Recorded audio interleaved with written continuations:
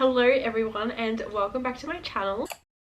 If you're new here, my name is Emily and today I am filming all the books I read during the month of April. I read 14 books altogether. I think half of those were probably on my Kindle, but I'm going to talk about all of them together. And I'm going to talk about the order that I read the books in as well. April was a really good reading month for me. I feel like I had a lot of 5-star reads, so you will see that. Out of the 14 books, I only read 1 or 2 books that I really didn't like, but the rest of them I absolutely loved, so I have a lot of good recommendations in this video. And I've also found one of my new favorite authors, but I will talk about her later. Before I get into the wrap up, don't forget to subscribe to my channel if you do want to see more content from me, and leave a comment letting me know how many books you read during April. I don't want to ramble on too much, so let's just get started. Okay, so I'm going to get my Goodreads up on my phone just so I know the order that I actually read the books in, because I don't want to get this wrong. Okay, there's actually another book that I need to go grab that I didn't realize I read. I read the 30th of March but finished it like a week into April, so I finished it pretty much during April, so I'm gonna go grab that one quickly. So the first book I read during April was Tomorrow and Tomorrow and Tomorrow by Gabrielle Zevin. This book follows Sadie and Sam, and they meet in a hospital when they're like kids, and they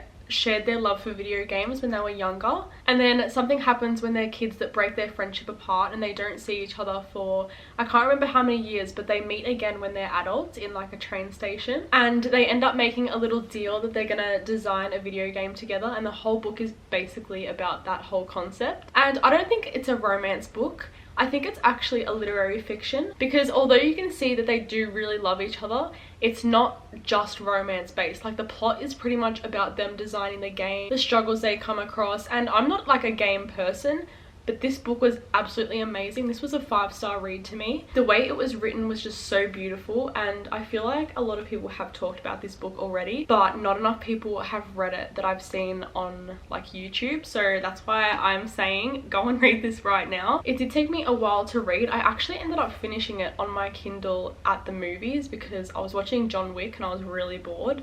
So I had my Kindle on the lowest brightness and I was just reading. And yeah, I read like so much because it was like a 3-hour long movie, and it really like solidified me finishing this, because it was really hard to get into at the start, but the more you read, like the more amazing it got, and I just love it. I don't even know how to put it into words, like how to explain this book. Definitely 5 stars from me. The next book I read during the month of April was Never Never by Colleen Hoover and Taryn Fisher. This book was a 3 stars for me, so let me explain. I do really love Colleen Hoover's books most of the time, so this was like a massive shock to me actually. I can't even really remember what happened. So it follows Charlie and Silas, and one day during school they both just completely lose their memory, and apparently they're like dating, and all their friends around them are like, why are you two acting weird? But they don't actually know each other because they both lost their memory. It sounds really good, but the reason I gave it 3 stars was because it was so rushed. I feel like it could have been done so much better and so much less rushed. I feel like the ending didn't really bring it all together for me. I feel like they kind of didn't know how to end it, if that makes sense. Yeah, I don't really know how to explain this one either, but I just really like, it was just average to me. Like, I didn't hate it, but definitely not my favorite. And then the third book I read during April was Once Upon a Broken Heart by Stephanie Garber. Now, I was not really a fantasy person before getting into this book. I feel like I'm definitely going to dive into some more fantasy books now after this one. So the reason why I picked this one up is because so many people were talking about how it's more of a fairy tale rather than fantasy type of book. So this book is about Evangeline Fox, and she really wants to marry this man, but he is about to marry someone else, and she makes a wish to the Prince of Hearts, and she makes a deal with the Prince of Hearts. He says that he will stop the wedding in exchange for 3 kisses, and pretty much he gets to decide the 3 people she kisses and the exact moment. So he just shows up when he wants her to do one of the kisses pretty much, and you end up finding something out that's way deeper, and you realize why the Prince of Hearts actually wanted to help her, because he needs her for something else. But I don't want to talk about it too much just because I don't want to spoil it. You just have to read it to really understand. Following on straight from that, I read The Ballad of Never After. Now, I actually read this on my Kindle, but I brought the physical copy the other day, and it will be in a book haul soon. But look at the book size difference. Like, that actually upsets me so much. This cover is absolutely beautiful. It's got like the gold foiling. Like, I love this purple color as well, and I didn't even realize the back of the book is so cute, like the little mushrooms and everything. I don't want to talk too much about this just because I'm worried that I'll spoil something, but These were both 5 stars to me, by the way. I wish I could rate them more. But yeah, The Ballad of Never After still follows Evangeline and the Prince of Hearts, or his name is Jax, and it just follows their story. There's like a bit of a love triangle in there as well, and there's also vampires. So people that are into like vampires and stuff, there is a vampire, not trope, but like it mentions vampires in these books as well. But both 5 stars. And then the next book I read was Addicted to You by Krista and Becca Ritchie. So I actually read this in a reading vlog, if you want to go and watch that on my channel, so you can see my reactions to the book. But this book follows Lily and Lo, and they both suffer with addiction. So Lily has a sex addiction and Lo has an alcohol addiction, and you find out really quick at the start of the book that Lily and Lo are in a fake relationship for their families. So no one knows they're fake dating, but they've been fake dating for multiple years already, and you kind of realize that they actually do want to really be together and love each other, but they're both suffering with their addictions, and they don't really know how to deal with their addictions. So you're just following them and how they deal with it. And I really loved the ending of this book. Definitely obsessed with the characters of Lily and Lo. I can't wait to read the rest of the series. And I did annotate this book as well, and I never really annotate, but I did annotate quite a lot in this book. And again, this was another 5-star read for me, so that is already 4 5-star reads, and I'm not even a quarter of the way through the book, so that's insane. I did really enjoy this book, and if you want to go watch the reading vlog, go and watch that. And after that I went straight into Ricochet, which is the second book in the Addicted Calloway series, and this is also by Krista and Becca Ritchie. I also annotated this book. This book follows Lily and Lo as well. I can't really talk about much without spoiling it, but again, it's how they're dealing with their addictions and the help and support they're getting for them. I gave this book 4 stars just because I feel like not much happened during this book. I feel like it wasn't very plot filled, but it was more character driven, and you found out a lot more about like Lily's sisters and Lily and Lo and how their personalities are. So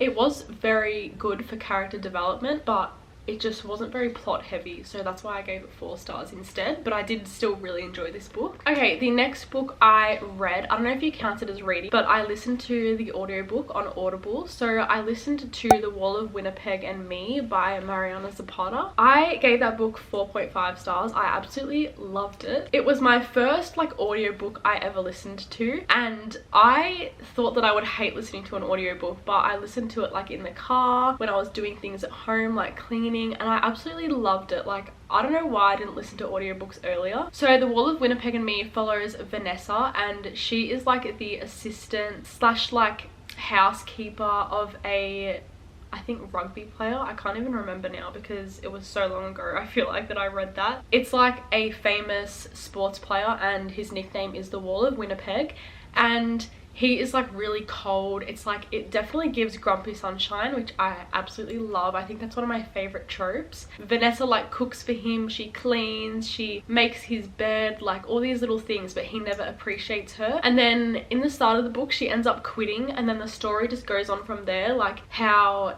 he actually did appreciate her, but you know, can't really show his emotions very well, like all that kind of stuff. So very much grumpy sunshine. I loved it. It was, as I said, 4.5 stars to me. The next book I read during April was One True Loves by Taylor Jenkins Reid. So this book is about a girl called Emma, and her husband, like her high school sweetheart, he dies in a helicopter crash, or so they thought. Everyone thought he died, but he actually just went missing, and then years later he shows up again in her life when she is about to marry someone else. So this book is pretty much about Emma, and she didn't really know who to choose when he came back from being missing. The whole book I was rooting for Sam. I wasn't rooting for the high school sweetheart, just because I liked her relationship with Sam a lot more. And yeah, I don't want to say too much, but this book was really good. I rated this one 4 stars. So again, it wasn't like wow, and it did take me a while to really get into it. That's why I'm not rating it 5, but it was still really good. The next book I read was my worst read probably ever, and I don't know whether it's because I was reading so many 5 stars or it was in a 24-hour reading vlog that's probably going to come out this Saturday as you're watching this. This book put me in the biggest slump, and it was The No Show by Beth O'Leary. Look, I don't really remember hearing anyone really talk about this book. Like, it was never something I was going to pick up. I don't even know what made me pick it up. I can't remember, but I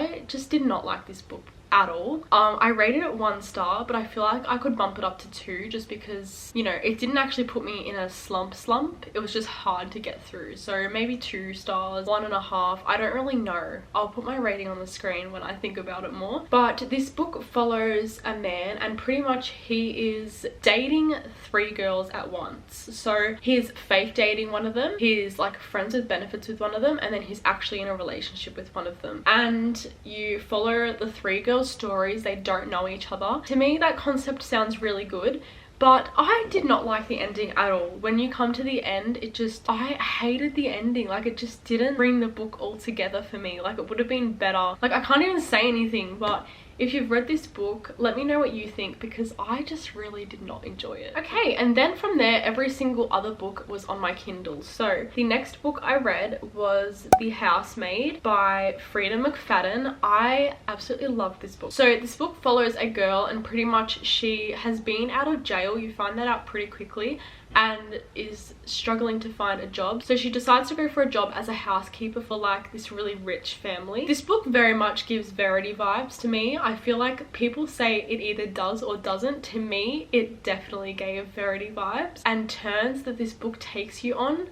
is actually crazy. Like, you think one thing and then it's something completely different. Like, you would never expect the ending of this book. So pretty much like the lady of the house starts like acting really weird, like again like Verity vibes, and you end up finding out something at the end, and it takes you on the journey, and it ends up saying the point of view of the lady in the house, and you just find something out. And I don't want to say too much because I would rather you all go in blind and read it, because it was actually amazing. Like, I loved it. And then going on from that, I read The Housemaid's Secret, which is following the same girl, and she gets a job as a housekeeper in a different home. I can't really say much about this book without spoiling the first, but again, there was like so many twists and turns. Both of these books for me were 5 stars, by the way. I keep forgetting to say the ratings, but they were both 5 stars for me. I'm definitely in my thriller era at the moment. Like, you will see from here how many thrillers I read and am still reading as I'm filming this video because of Freida McFadden. Like, she is the author that I'm now obsessed with. Like, all her books are amazing, and they're so quick to read as well, because most of them are like under 300 pages. So they're just easy, quick reads, and the twists get me every single time. So I love her writing now. So the next book I read on my Kindle was Swear on This Life by Renee Carlino. So this book was a really interesting concept to me. So pretty much it's about a girl, and her friend tells her about this book that's really popular and that she should read it, and the friend was like, it's really sad, but like it's really good, you should read it. And she ends up picking up this book, and she has no idea who the author is, no idea what this book is about. She kind of goes into it blind, and she quickly realizes that the book is about her childhood and the boy that she was kind of with during her childhood. And then the book is like, you see the story that she is reading, like, so you kind of get like a before and after. So you're seeing her current life, and then you're reading her prior story, and it's going back to when she was young, if that makes any sense. It was a really cool concept. I absolutely loved it. Again, that one was 5 stars to me. So many 5 stars in this month. But yeah, you kind of just have to read it to really understand like what ends up happening at the end of the book and how everything comes together. The next book I read was Never Lie by Freida McFadden, another thriller. So this one was about newlyweds called Trisha and Ethan, and they're searching for a new house for their future family to live in. They go out to this house in a snowstorm, and the real estate agent doesn't end up showing up, but they can't leave, so they end up staying in this house overnight. They end up staying there for a few days because of the snowstorm like trapping them in the house, and pretty much there's some like really creepy stuff happening. This book actually like gave me chills at so many points. This is more of like a horror to me rather than a thriller, but all of her books are kind of like psychological thrillers. So again, there was so many twists in this book. Oh yeah, the main thing is that the house that they're staying in is like this psychologist's house that went missing. She's not living in the house anymore, obviously. And yeah, the couple ends up finding out some like really weird things about the house, but then the book takes a massive massive twist at the end. My mouth was literally dropped the whole time reading this book. So if you're gonna read any Freida McFadden book, that has been my favorite so far. So another 5 stars for me. Then the next book I read was on Audible again, so I listened to the audiobook, and that was All Roads Lead Here by Mariana Zapata. Again, with another Mariana Zapata book. Since I loved The Wall of Winnipeg and Me, I decided to read another audiobook from her. All Roads Lead Here was about a girl, and pretty much she got divorced from this like really famous singer, and she goes back to her hometown and she gets like a really cheap rent somewhere, and then she gets there and it turns out that it's this man and his son, and the son was the one that put the listing up and the dad didn't know anything about it. This one is another Grumpy Sunshine, which I feel like she writes the best. So the whole book is pretty much the girl like winning over the guy and, you know, trying to get him to warm up to her and all that stuff. So I rated this book 4.5 stars just because it would have been 5, but the ending, like the epilogue, was such a stereotypical ending, and I hate books that end with the same epilogue for a couple. Like, if you know what I'm talking about, you know, but I don't want to spoil it, but it's just like, think of something different to write for an epilogue. Like, it actually annoys me so much when it's always the same result. Still a very high rating, like I'm not saying it was bad, like I absolutely loved it. And then I have 2 books left, both from Freida McFadden, again, the thrillers.